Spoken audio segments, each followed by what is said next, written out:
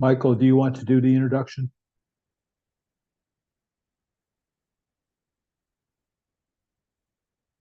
No, Bob, if you could take it over for a minute, I'm like doing multiple things. Okay. So welcome to our webinar this afternoon, Unpacking School Integration with Derek Francis. Um, our disclaimer, intellectual property, and so on. All right, our presenter is Derek Francis. I've known Derek for quite a few years now. He's been a school counselor, an equity leader in Minneapolis, Minnesota, and around the U.S. for 14 years. Provided professional learning spaces to help educators engage in culturally responsive practices and to create welcoming school environments for all students. Derek recently produced and decorated the Minnesota Integration Story, a documentary highlighting school integration across the U.S., which was featured at the Twin Cities Film Festival. Derek's with the Department of Education in Minnesota at the moment. I'm going to turn it over to him.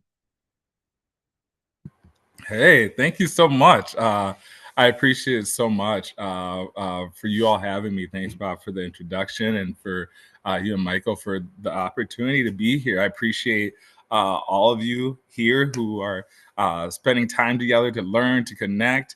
And I bring you my greetings from Minnesota. I'm so thankful that you all in New York are school counselors. We have that connection as school counselors, and I'm excited to share with you all a little bit today about our role as school counselors supporting and learning about integration. So I'll go ahead and share my screen, and then I'll pop back and pause my screen at times just to when we have moments where we can dialogue and things like that. So I'm excited. I'm excited for our group today.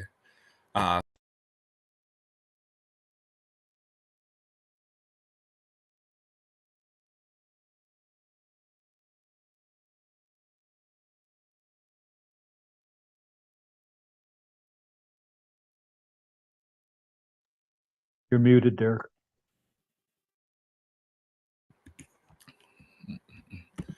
Thank you so much for that. When I went to share my screen, I did share audio. It prepped for a video. So thank you for that. And so I was sharing that. I'm looking forward to sharing about integration of schools in New York. And so schools around the country integrated. And so we're going to learn a little bit about what it looks like in New York. I shared a few just a little bit about me. I've been a school counselor for 14 years. This is a picture of my first week as a school counselor in Minneapolis, high school counselor. I love being a school counselor. It is a passion of mine. I enjoy it. I love classroom lessons. That's my favorite part of being a counselor. I'm also a dad, girl dad. That's my daughter right in there. Her name is Grace. She is 5 years old, and she is in kindergarten. And so I enjoy being her dad. Being a dad is one of my favorite. It was probably my most favorite thing to do is raise her. And so spend time together. I have pictures on here to share with you about my passion working as an educator. I enjoy working with students and helping them build relationships, learn about other students in their school environment of different backgrounds.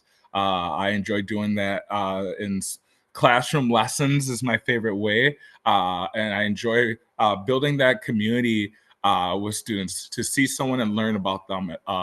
And then also I enjoy leading professional development spaces. And so the top right there, one of my passions is creating space for staff, for adults, for us as counseling leaders to talk about identity and race with students and learn some strategies for how to build cross-cultural connections. So that's a little bit about me. I'm excited to have time to learn about you all later too.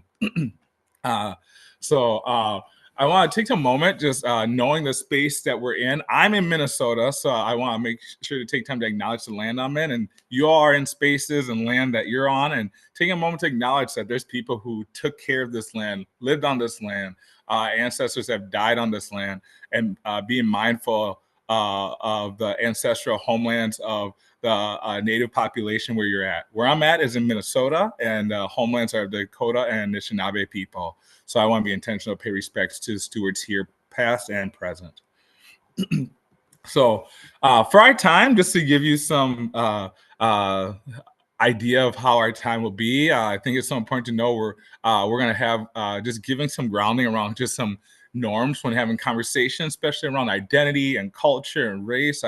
I know people come in from so many different experiences and backgrounds and having these conversations. So want to just share with us some norms for the space. So staying engaged, experiencing some of that maybe discomfort and some of the things you learned or didn't know that you weren't aware of.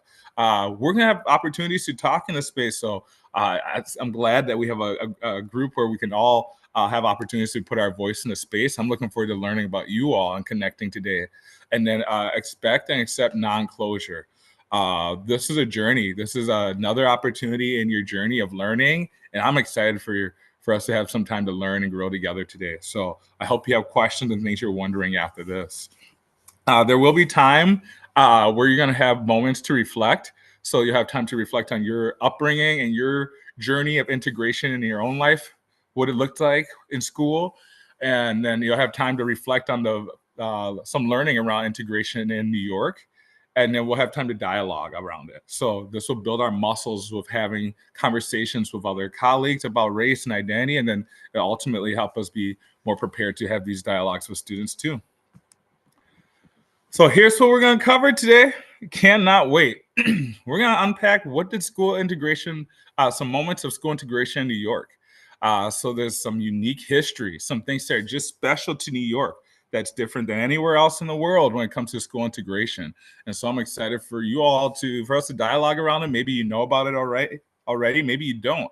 And then we're going to have some time where we reflect on our identities, how it shows up in school space, interacting with colleagues, interacting with students. And then we're going to look at some strategies later for how do you talk about students' identities and cultures? How do we promote integrated school spaces where students of all backgrounds, all cultures, all language feel seen and heard? So that's what we're going to do in our time together today. Let's do it. I want you to start thinking about some questions, but before those questions, I have this picture up on the right. You all are like, oh my goodness, why are they in a pool? We had done I did it to just give some more context around some things that we have in common. In this picture, I want to share with you all just thinking about your own experiences growing up.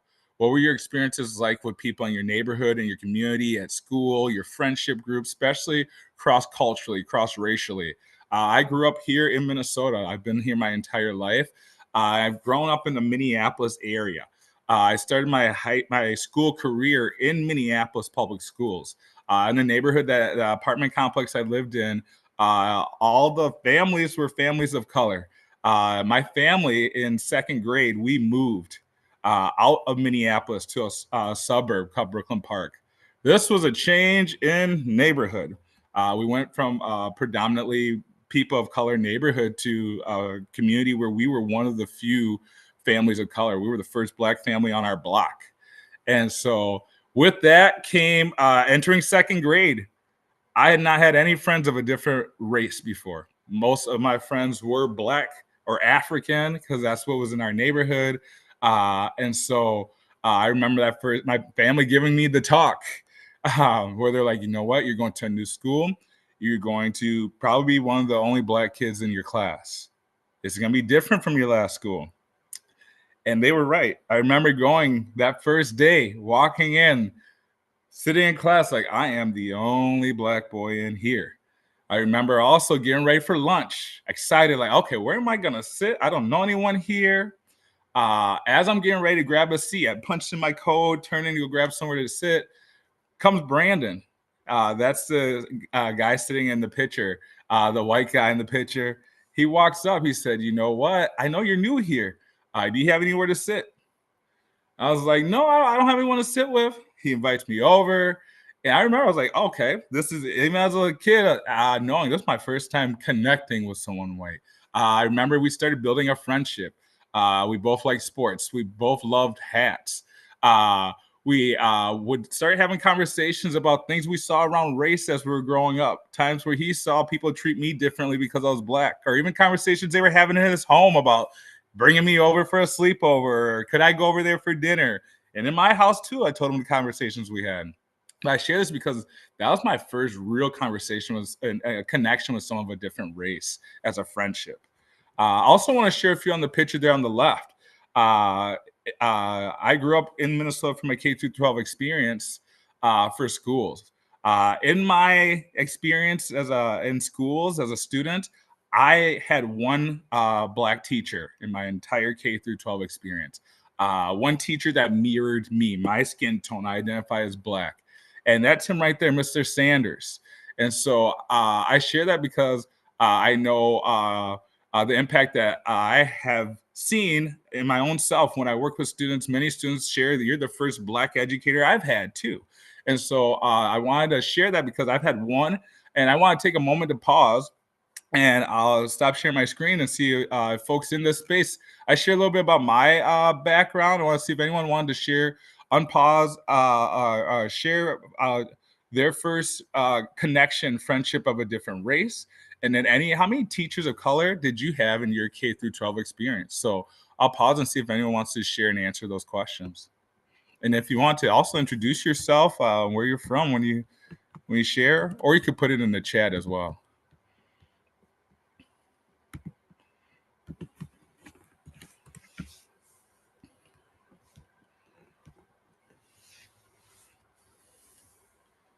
Your first friend of a different race, and how many teachers of color did Hey, you? Derek. Sorry, I'm Hey. like moving Oh, around. okay. Can you hear me? Yeah, I can hear you. It's Michael. Hi, everybody. It's Hey. Michael Gardner. I am like doing multiple things. I'm taking care of my sick partner. So, we know that this doesn't work to heal people, but they want ginger ale. I'm going to give them ginger ale. But my first experience, so I grew up in the Bronx, which is a melting pot of different people, because you have, East Asian, you have Puerto Rican, you have Dominican, you have Mexican, you have just a slew of people from all over. But back when I was growing up, there was a lot more Puerto Rican. So one of my first friends was Puerto Rican, and it wasn't anything odd to be around because everybody looked like me. So I was very fortunate to grow up in a place where even if that person was a different culture, they still looked like me. Or when I turned around, there were multiple people around me that looked like me. So I was very fortunate. But my first friend was Puerto Rican. So the differences in culture was like food that we ate, the language spoken at home, like, mindsets around like how girls act and how boys are supposed to act, like those deep gender traditional norms. Like those were a lot of the things, but I was learning that from a European or Eurocentric mindset because that's not how I grew up. In my household, we grew up under a matriarch system where my grandmother got everybody together. All right. So we gave a lot of power to the woman, but in their family, they gave a lot of power to the men. So it's very, very a lot different. Like as I was looking at it then and having those conversations, like, we might have had more similar skin tones or looked closer alike, but the mindset was completely different. Yeah. And that called the other cultural differences, food, things like that. Thank you for sharing that. Appreciate it. Thank you. My name is Marie Gabaton-Swift. I'm the Director of Guidance at Freeport School District. So my experience is different. I came to the United States when I was 12 from Haiti. So that was the first time I had white teachers. So none of my teachers look at me for the first time. I'm 12. I don't speak their English. And everybody's white. So I thought I struggled with it a lot because I was used to having teachers who look like me and sound like me. So for me, it was the opposite experience. I had to adjust to that, but I did it in middle school. So it was very different. But then after graduating middle school, in high school, I had one Black teacher, right? Which is why I became an educator, is because of her. But it was different. I just thought, for me, it was always strange that you had schools where everybody was people of color and none of the teachers were. So that's always been a struggle for me because of my experience growing up in a predominantly Black culture in Black country. Right. So Mary, I think can I that's what piggyback motivates off of me. that, Mary? Say that again? Can I piggyback off of what you said? Sure. I agree wholeheartedly, Derek, that 85 to 90% of my teachers were not of color. Mm-hmm. That has stuck through. Most of the adults that I saw in school buildings were not of color. That is Mm-hmm. still a fact till this day. Yes. So Wow. sorry, Mary, if I cut you off. I just really No, it's wanted okay. to thank you for bringing that out because yes, that's still the case. Yeah. So for me, it's always been a strange thing coming from the Caribbean where all the teachers are of color, Yeah. right? Into a country where it's the opposite. So as an educator and as a leader, that's one of the things I strive to change. If I've worked only in predominantly school of color. They've always been 100% minority. And, when I do hiring, I go out of my way because of that, because that's, to me, that's what it really should look like, not the other way around. But that's how it is in the States. Wow. Wow. I'm so glad you shared. I think at some point, as we're thinking about our schools, our students, as they're navigating day to day of school, of connectiveness. Not saying that a teacher who looks like you can't connect with you, but I think it's so important for us to know as students are developing that connection with someone who they see, that reflects, that mirrors them, their culture, their background. That's an important part of our educational spaces, and so. I think it's important for us. I hope this gave you a chance to reflect on the diversity of the staff that you had growing up when we talk about integration, and then also a moment to think about in your own social life what it's looked like connecting and getting to know people of different backgrounds. I'll pause and see if anyone else wanted to share. Then if not, I'll keep us going. I could share briefly. I'm in my first year of school counseling, actually. So I'm not in the world yet, but I just started my practicum. I'm here on Long Island, in Bayshore, actually. I don't know if you guys are familiar, but growing up, like to answer your first question, one of my first friends, like my best friend, I still remember his name, Colby Tyrell. He was Black and I'm Hispanic, and I grew up in a school till fifth grade where it was very mixed, like in very mixed races. There wasn't one that really, maybe if there was one that was higher up, maybe it would have been Hispanic in Brentwood.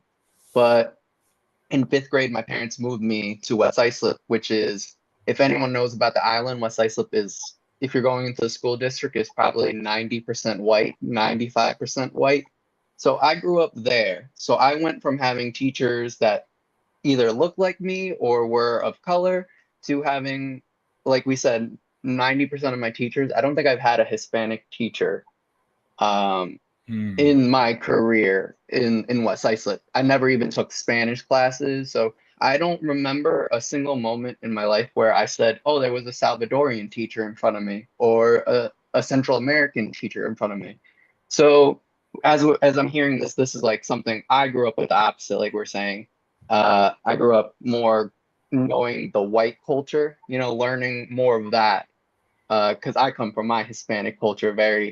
Both my parents are from Central America, and I'm first generation, so I'm very deep rooted in our culture, I guess. So like I said, my first day of practicum when I was there, and I started seeing all the students come in. I was like, this is what all these little Hispanic students and Latino students need. They need to see someone like them in a position like that a career get you to. So they know they could do it. And that was the first thing I thought. I was like, okay, this is good. Like now they'll start seeing, hey, I can make it here, because the people are like me. Yes, and even speaks language, similar food culture. It's that mirror where like, you can speak Spanish with me too, or you understand Exactly. yes, those connections. I'm so glad you shared that too, Michael. Thank you. I hope your folks in here, your wheels are spinning around some of your early memories around integration, getting to know people, different backgrounds. I'm going to keep us going. I'm excited. Thank you all for the dialogue. Here we go. So, as school counselors, I want to take a moment and have us think about just take some time. We're all school counselors here. I think it's the best profession in the world. I love being a school counselor. And so as a school counselor, our affinity to each other is that we're doing the work of school counseling for all students of all backgrounds, all races, all cultures. And so I wanted to share with you all this document to make sure you look at and knowing that there are student groups who have experienced inequitable treatment, especially of students of color. And so part of our work as school counselors is to really promote equity for all students. And so just want to make sure we think about our role, provide equitable access for our program for all students. That means all backgrounds, all cultures, all identities. Making sure I'll highlight also utilizing our data to identify gaps. So that's disaggregating our data by student group, by student racial groups, to look at and see how students are performing based on their backgrounds so that we can close those gaps, because we are aware of historical things that have been done and continue to oppress students and families of historically marginalized communities. So I want to give you some of that to reference. And then the ASCA also talks about our role to combat racism, anti-racism. So when we say racism, that means treating someone differently, less than. It could be systemically or interpersonally based on their racial identity. And so I think these are some things for us to be aware of our role of continuing our awareness around understanding what racism is, awareness of how it plays out in us, growing in our knowledge and action and advocacy to address racism. So I wanted to share that just to remember counselors around the country, we're all working towards this. This is something that I'm doing in Minnesota and looking to support you all with doing this also in New York. That's our affinity to each other. And so we're going to talk more about race today and our identities. When we talk about our identities, we all have our different unique identities that we walk around and have. We have our racial identity, our ethnic identity, our socioeconomic identities, gender and sexual identity, and so forth, as you see here. When we enter school spaces, students see those identities on us. When we're interacting with our people in our neighborhood and in our school spaces, they're able to see your racial identity, your language identity. And so I think it's so important that we're aware of how it shows up in spaces and how we're interacting and valuing our students and families of all backgrounds. We're going to talk more about the history, a little bit about race coming up. I want to give you all just a little background around race. When we say race in our country, just give you some background. Race is a social construct. It was used to group people. It's been used to historically marginalize people, used as a hierarchy system.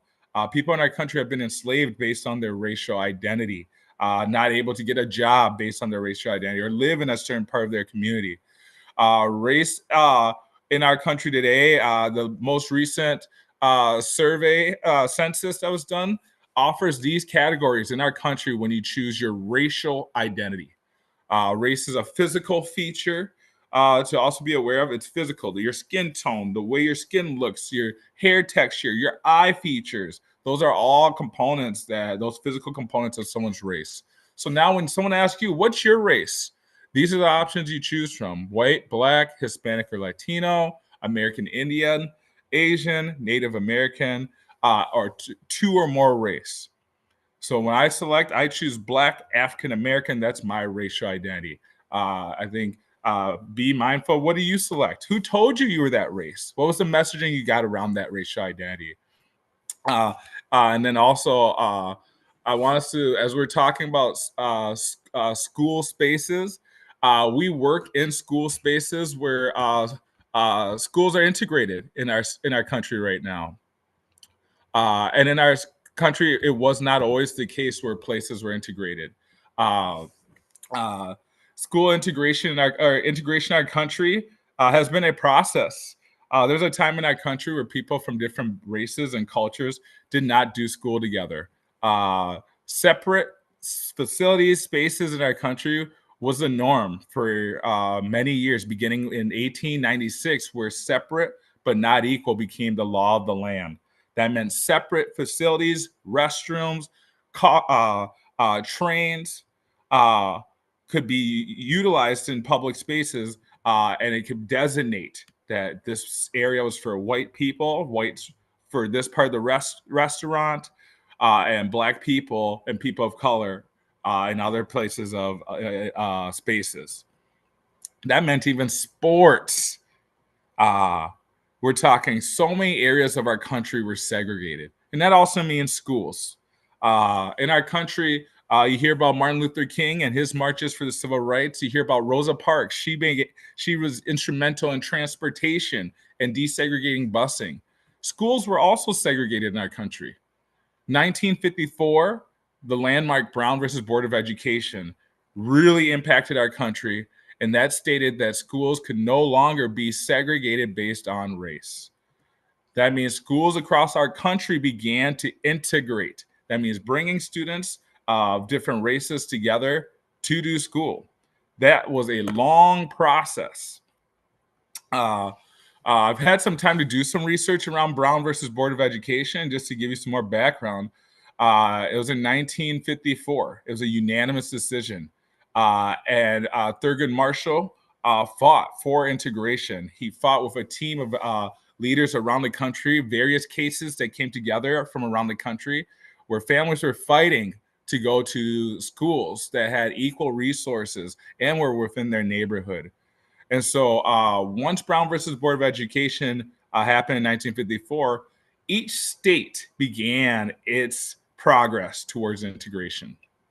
And so I give you this to take a moment to look at what integration looks like throughout our country. Every state has its own story. I know some of you may have heard of Little Rock 9. I want to take a moment to go through some of the spaces in New York. So you see there out there, Brown versus Board of Education. You had integration in Tennessee, the Clinton 12. I know many people have heard of Little Rock 9, and that's with down in Little Rock, Arkansas. I want to take a moment, because as we look at nationally integration throughout our country, I want to take a moment, and this resource, I'll also drop in the chat. This resource here gives a timeline of school integration in New York. So I want to highlight two key moments right in New York around school integration for us to learn about local immediately what it looks like. And so I don't know if any, we talked about after Brown versus Board of Education in 1954. One of the earliest pushes for integration in New York was the Harlem 9. And so I'm going to show a brief video around the Harlem 9 to give us some context around what integration looked like in New York following Brown versus Board of Education.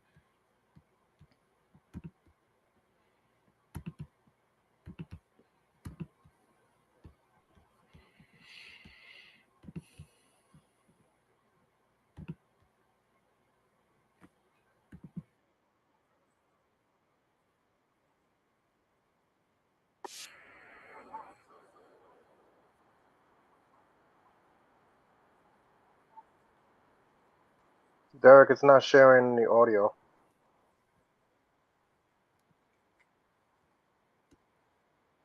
Thanks so much for telling me that. Let me get the audio going. Thank you so much. Oh, there we go. Share audio.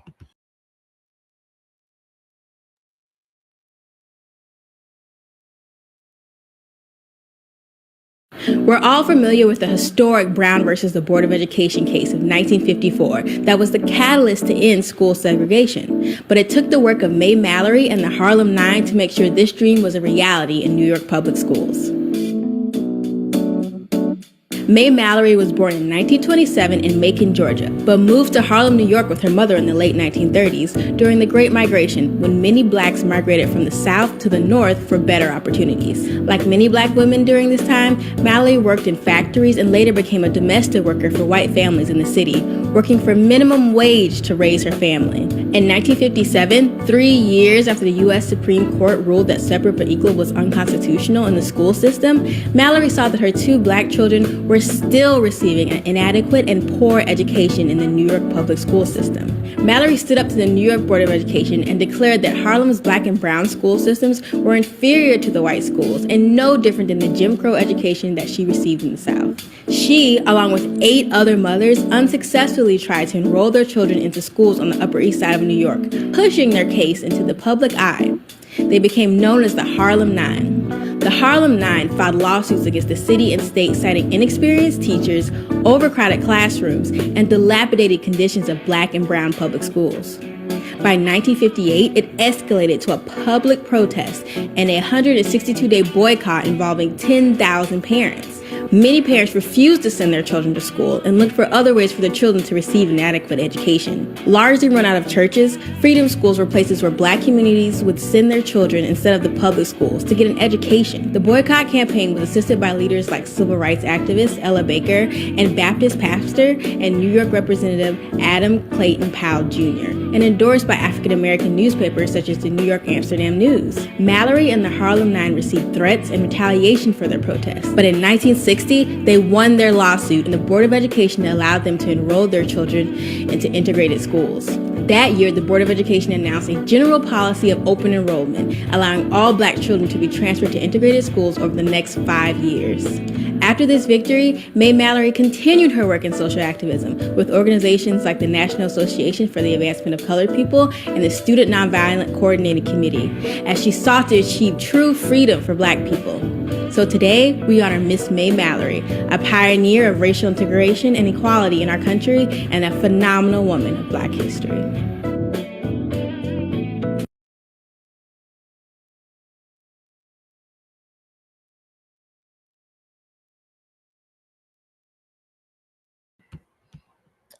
All right. You all had a moment to take a moment to watch and learn about school integration in New York. I know you heard about Little Rock 9, but was that anyone's first time learning about Harlem 9? You can either put it in the chat first time or share, but was that anyone's first time learning about the Harlem 9? Anyone learn anything about the Harlem 9 at all?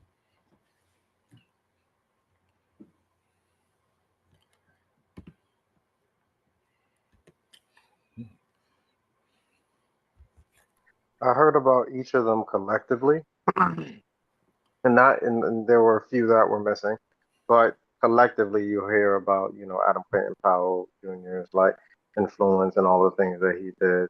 But yeah, all of them collectively, no. But wow, it's amazing. Thank you for that. Yeah. Well, no problem. I think that's. I'm thankful too. I was excited learning about New York's school integration history during my research, and I think as we think about it, think about the year. It wasn't that long ago either that these moments happened in our country's history, and so I think it's so important for us to know that even in the North, not I know something that I hear about in Minnesota. People are like, "Oh, that happened a long time ago. That was in the South. That didn't happen here." Oh, it happened around the country. The fight, the push for school integration is something that was a national movement. And so I see many folks put in. I appreciate the feedback in the chat. Most folks, it was your first time learning about school integration in New York. So that's one component of it, and I want to share. There's another, and I'll go ahead and share my screen again. Let's keep doing some learning. I'm excited. I'm enjoying this connection time with y'all because it's so important we learn about our country's history because we play a role in promoting integration in schools as well. And so the next component to share with you all is knowing that New York plays a huge role, one of the largest roles in school integration, especially during the civil rights movement. During 1964, students and families, particularly families of color, Black and Hispanic families, kept noticing that they were not having opportunities for integrated schools in New York. Those families got together, rallied, had national support for one of the largest school boycotts in our country's history, one of the largest civil rights movements in our country's history. And so we'll fast forward now to 1964, the student boycott in New York. I'm going to share with you all a brief video around that so they can see how the impact of integration in New York and what it looks like.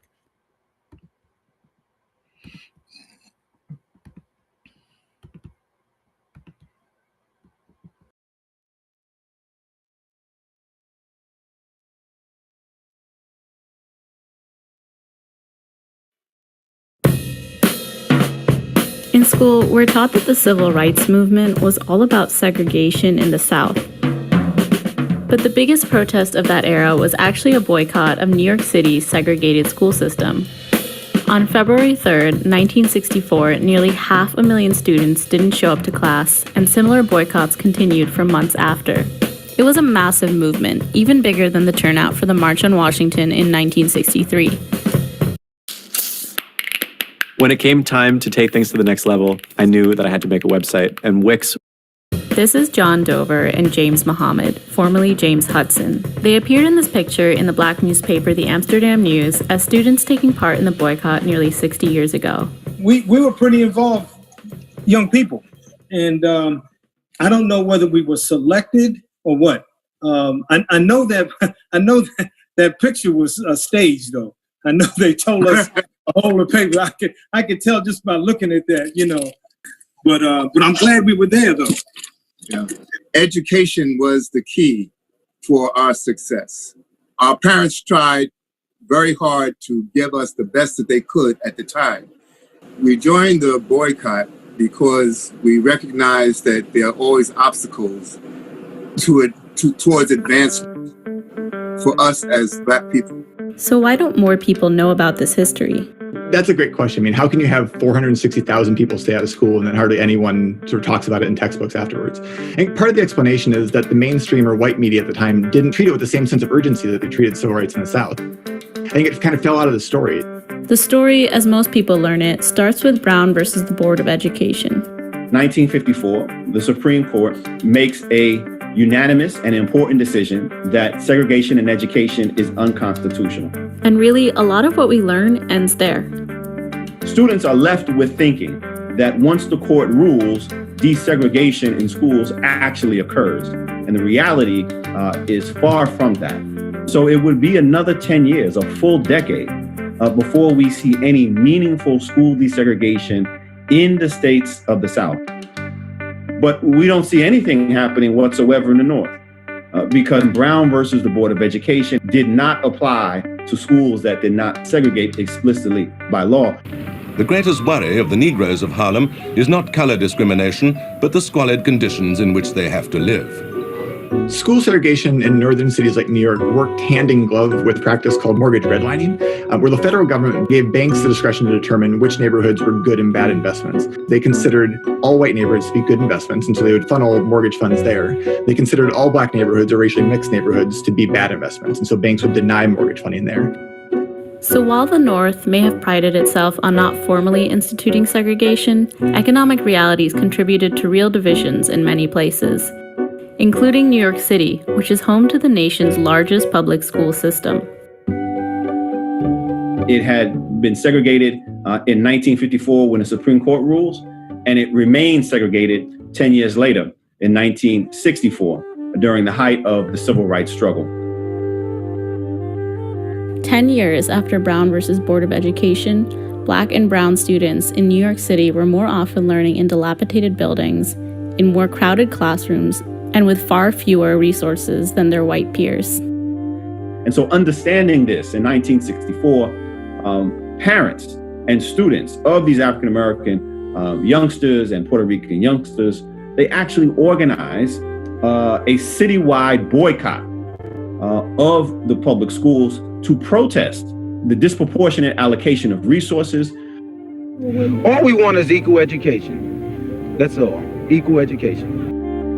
It takes a tremendous amount of effort because the school district in New York City is just massive. Local activists, primarily Black women who are mothers, and then Reverend Milton Glamison, do the work of organizing parents and students to stay out of school for one specific day. Nobody can do these children more harm than these children are being done every day in this public school system. And in my opinion, the refusal of the board to already have taken immediate steps to correct these evils is a disgrace and a crime. Chicago, Boston, other cities in the Midwest and North had similar school boycotts that were sort of themed and organized by some of the same people that really tried to press the issue that school segregation was not just a Southern issue, it was a Northern issue as well. And just like in the South, there were white parents in New York that pushed back against desegregating schools. They called themselves Parents and Taxpayers, and they were led by a woman named Rosemary Gunning. It was important that they hardly ever used racial epithets, and they wouldn't explicitly say that they didn't want Black and Puerto Rican students in their schools. What they would use is a series of code words. They would say, we're in favor of neighborhood schools, or we're opposed to busing. They have a tremendous amount of power. The school board tends to listen to them more than they listen to the Black and Puerto Rican activists, and it certainly had a lot of impact nationally. The Northern and Midwestern politicians write in loopholes in the Civil Rights Act of 1964 that explicitly prevent the Civil Rights Act from applying to school segregation in places like Chicago, New York, Boston. It's one of the reasons it takes so long to get any meaningful integration in the North, is that these white activists push back so hard that politicians were scared of offending their local constituents.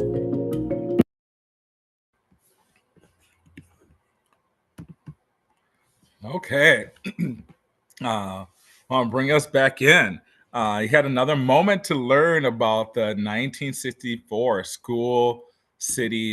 New York school city boycott.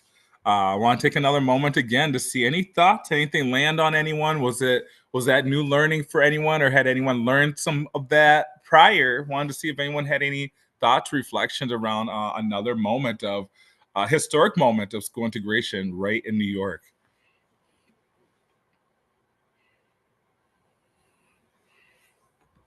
I grew up upstate New York in a small town, 350 miles from New York City, and I can vaguely remember that occurring. I was like in middle school or high school at the time, and as a history major, I'm embarrassed that I didn't know more about this. Yeah. Oh, it's interesting. I think even some of these components where I didn't learn about it either growing up in school. It's where it's like I think it wasn't that long ago. It was not that long. It's so real. So I imagine there's people who they're like, yeah, that was my schooling. That was my experience. There's many people who their lived experience in school was segregated spaces.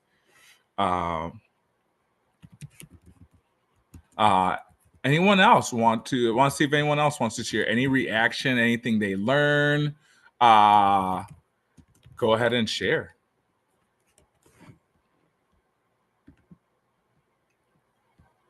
I'm reflecting on the story that Michael Manhavar told a little while ago about growing up in Brentwood in West Islip, and because I live in a town right near it, I live in Central Islip, and he's interning in Bayshore, as I recall. Bayshore is one of the few diverse districts on Long Island. Many of the districts are not integrated. I'm not sure if he could, if Michael can identify with that or. Well, I'm interning at Brentwood right now. Oh, okay, cool, good. Yeah. But you want to know one thing I noticed? It's a great program over there. Yeah, it's everyone loves it. Like I have a lot of friends that are teachers in the district. They love it as well. So I just think one thing I noticed on my first day was the director asked me, he was like, what do you think of the population here? And I said, oh, I think it's mixed. And he's like, it's really not mixed. It's like 90 or 80% Hispanic or something up there. And from my point of view, I said, oh, to me, it's mixed because I went to West Islip. I was legitimately one of like 10 in my graduating class, if that. So to me, Brentwood was like, it's diverse, but when you really look at it, it's not that diverse. But you go 2 miles north of the Hauppauge School District. What's that like?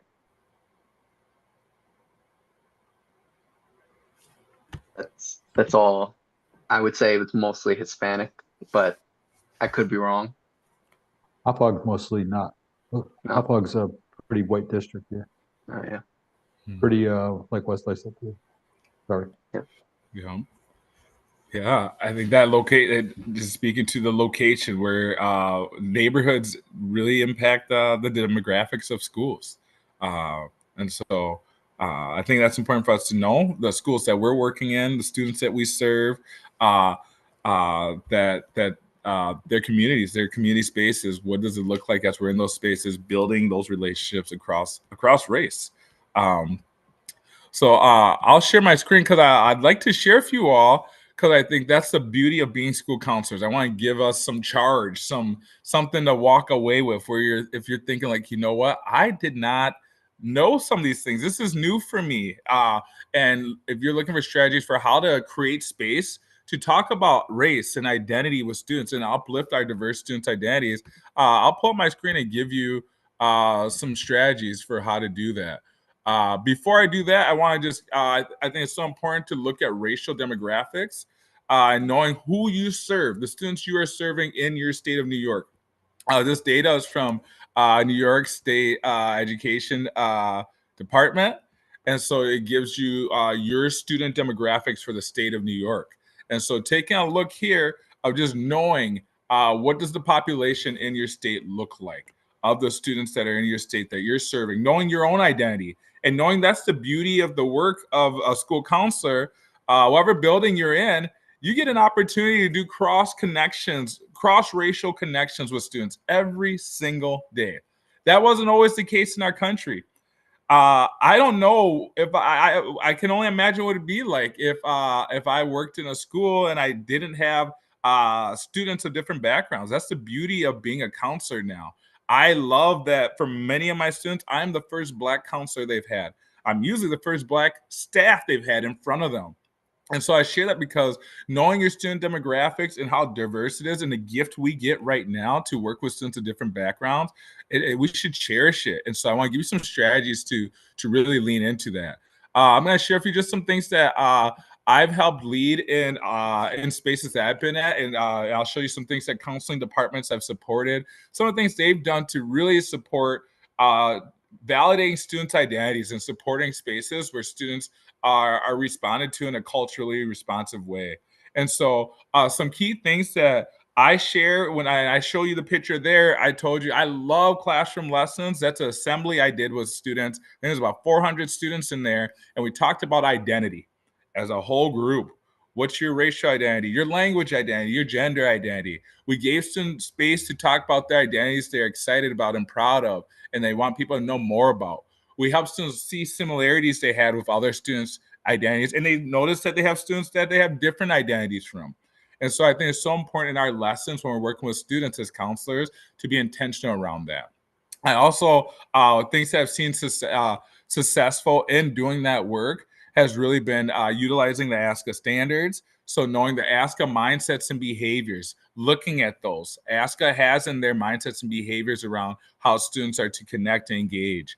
And also calendaring throughout the year. How are you weaving in classroom lesson moments to talk about identity and race? So I have on here, these are some resources that help with creating your lessons around race and identity. And then I'm going to just share with you all briefly one example in a school district here in Minnesota, how they weave in into their school counseling calendar plans for the year, ways that they're talking about race and identity throughout the school year. So in Minneapolis, one of the schools in the area that I support, their school counselors, even starting in their outline for the year. This is pre-K through second grade. Their scope and sequence for the year of lessons that they're discussing, intentionally weaving in identity right here. Students can learn about people who are similar and different from them. That's directly from the ASCA mindsets and behaviors. So weaving that in throughout the year. Also, again, in ninth grade, talking about what's my personal social identity. Again, learning about people who have similar and different identities, learning about people who may feel marginalized based on their social identity. So being intentional to hold space throughout the school year with students to talk about their identities, calendaring it out. Some examples of what it could look like to talk about race and identity with students. I love using books to bring in, just to give students some stories, some relatability, some history utilizing books, characters they can relate to, characters they can talk about, notice things in the book, especially at the elementary level. Also involving students and families and events to celebrate cultural heritage throughout the year. I think it's so important for students to see a mirror, to see someone who looks like them in their community space.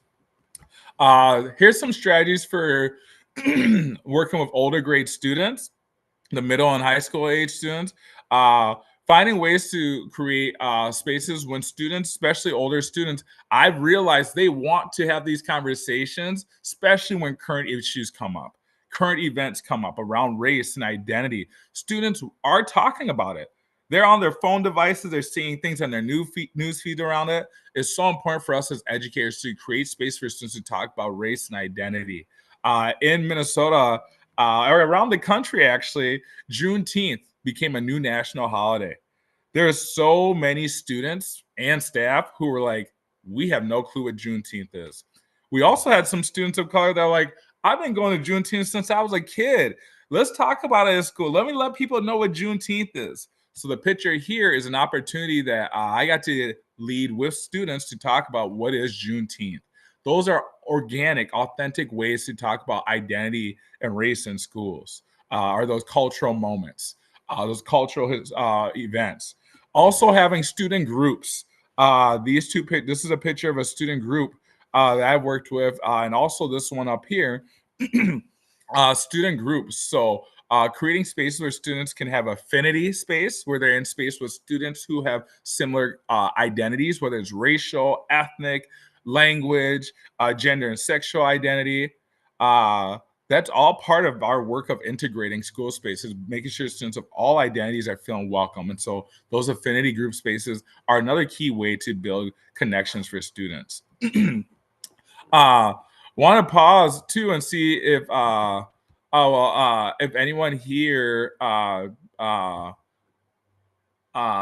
has had moments where they've led spaces with students to talk about their identity, their culture, their race. If anyone here has had any of those moments with students where they've, whether a classroom lesson, anyone here have things that they've done to talk about identity with students?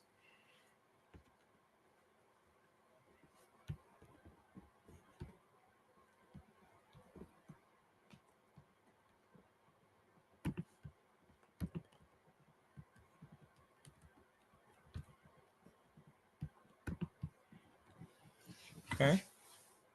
Well, it's all good. That makes me even more excited because I think it's important if you have, share in the chat. If not, I'm gonna go ahead and share an example of briefly of talking about race and identity in a classroom space with students, and just to give you all some example of that. So I'll go ahead and share my screen.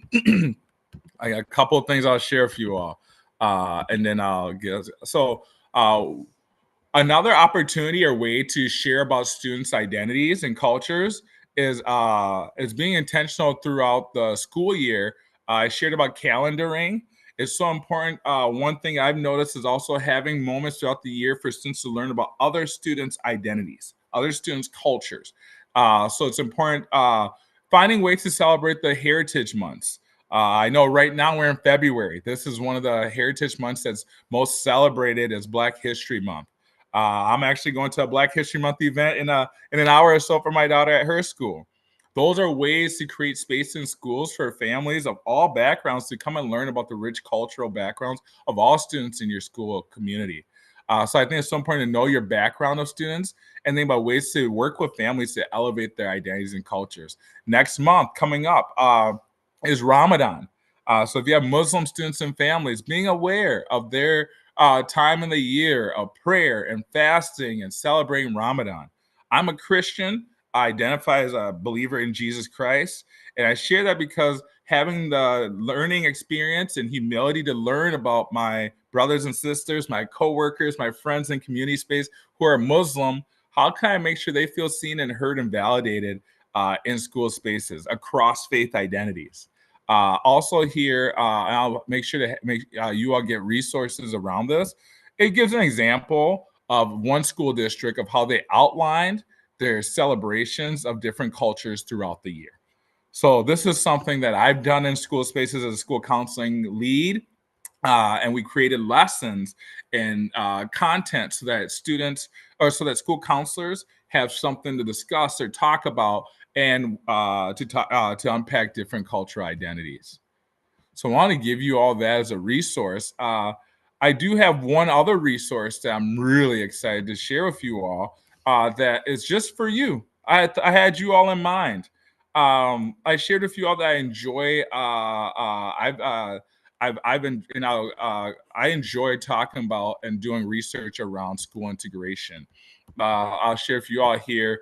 If you look at the history of school integration in our country, you'll see each state has its own story. We talked a little bit about what New York's looks like. Many of you shared it was your first time learning about school integration in New York. And I'm so excited that you got a chance to learn about New York school integration. Also, I've had opportunities to lead this work of talking about school integration with students in classroom lesson space. And so I wanted to, here in Minnesota, we have our own integration story as well. That picture in the top left is 1971. And in Minnesota, we had two schools that were less than 2 miles from each other that were deeply segregated. They were the Hale and Field School. Hale was a school that was 99% white. Field is a school that was over 70% for students of color. So this picture is the history for here in my state of Minnesota. It was almost 20 years after Brown versus Board of Education that school integration began. And so we had a moment in Minnesota where we commemorated the anniversary of the 50th anniversary of school integration here in our state. Here's a picture of the two girls that were in the 1971 picture. Here they are sharing about their experience of integrating schools in Minnesota. We also brought back Mr. Andrews, who's here in this picture. We brought him back to share about his experience integrating schools. And then we also put together a classroom lesson.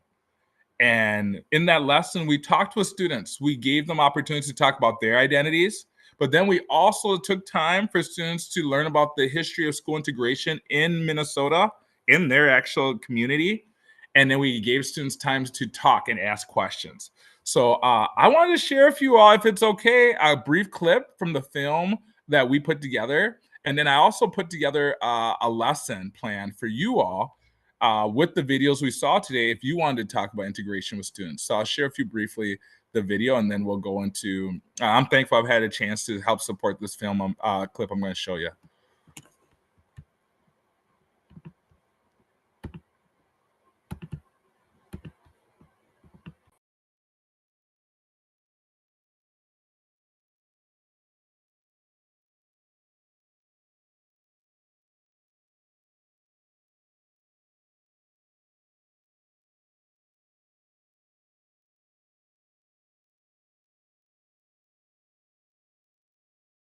Hale and Field.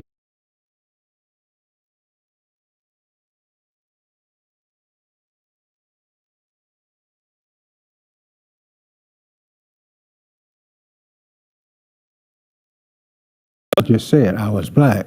They weren't doing that. We were trying to make sure that the kids could learn and move up during the same reading period of the year, and they did. When kids of all nationality and all colors would come up to me and put their hands on me and say to me, Mr. Andrews, I said, yes. I know how to spell cat, C-A-T, cat, and R-A-T, rat, but would you teach me how to read?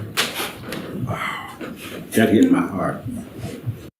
I have a question for Francis. Did you make any friends from different backgrounds when it was preparing?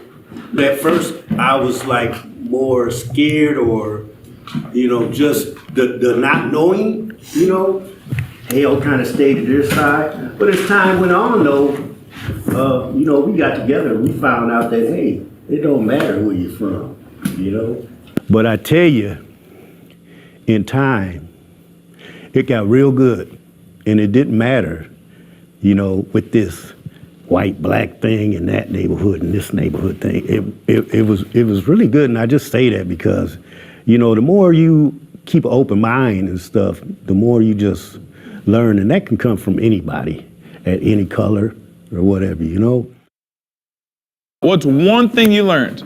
I learned that there was definitely not always a mix of children, and that you can always make more friends by meeting more people. I feel like.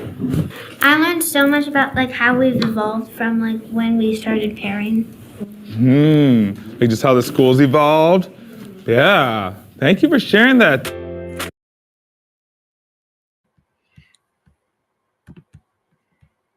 Okay. So you all had a moment to see a little bit about school integration here in Minnesota. That was there were people that were sharing about their integration experience here in Minnesota. I'm going to pull up my screen and share a little bit more just to get a for you all, in case any of you all are looking to talk about race and identity with students, even elementary students. I want to give you all just some opportunities for what that could look like. So I put together a lesson for you all.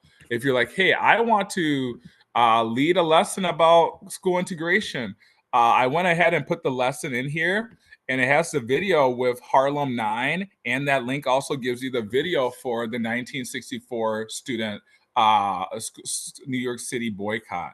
So if you're in here, you're like, I want to teach this lesson, I want to use it with students. There's also a handout in here.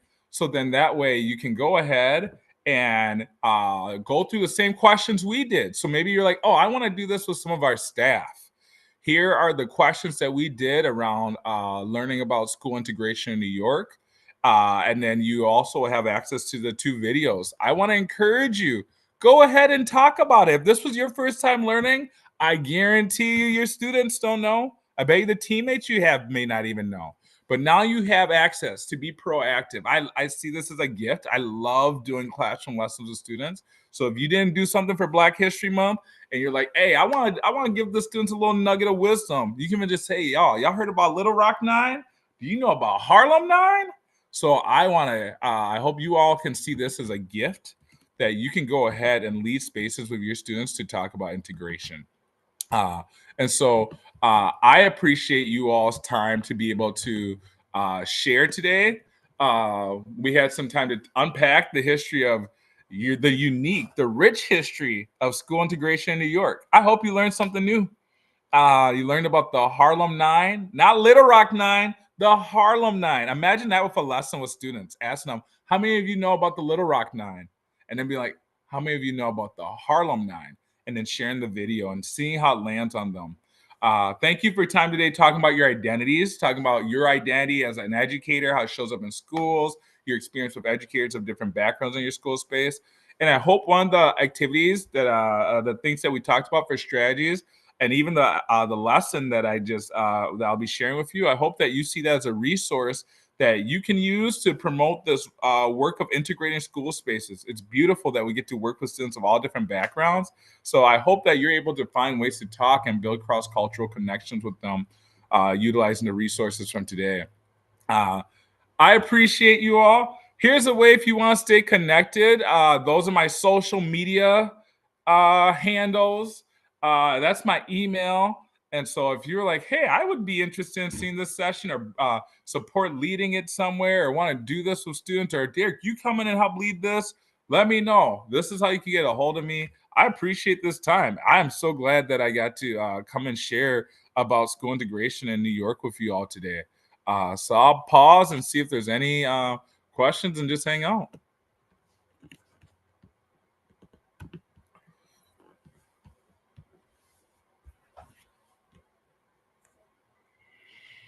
Thanks very much, Derek. And it's good to work with you again.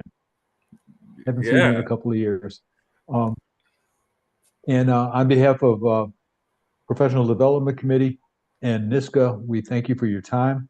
For the attendees, we'll get a link to the